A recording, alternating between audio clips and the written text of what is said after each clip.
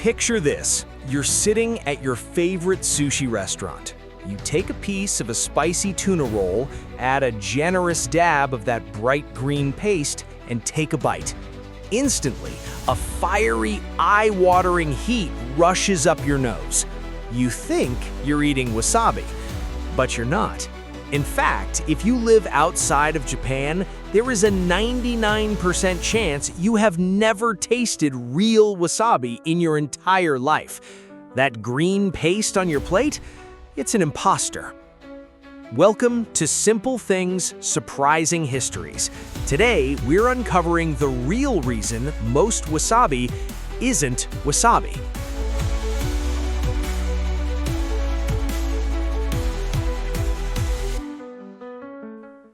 To understand the fake, we have to look at the real thing.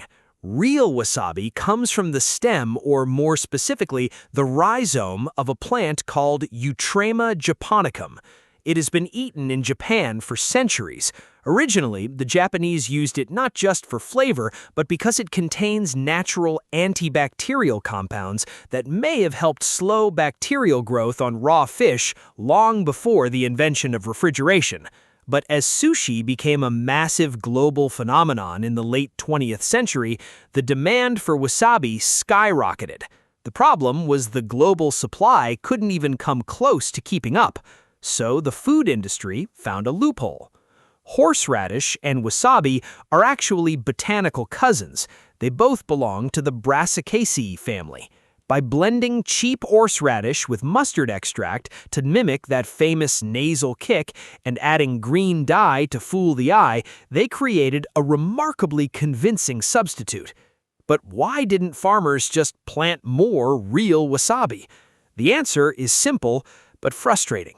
Wasabi is widely considered one of the most difficult commercial crops in the world to grow. In the wild, it only thrives in the rocky beds of Japanese mountain streams. It is incredibly picky. It requires a continuous supply of cool, flowing spring water, usually between 55 and 59 degrees Fahrenheit. It hates direct sunlight, so it must be grown in the shade under a canopy of trees. If the water stops flowing, it dies. If it gets too hot, it dies. If the humidity is wrong, it dies.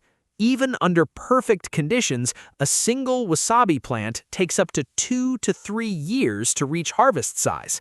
Because of this extreme, painstaking farming process, a single pound of real wasabi can cost upwards of $150. But let's say a food company was willing to pay that high price.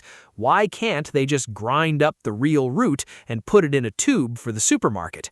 Because of a fascinating quirk of plant biology. An intact, whole wasabi root actually has very little flavor.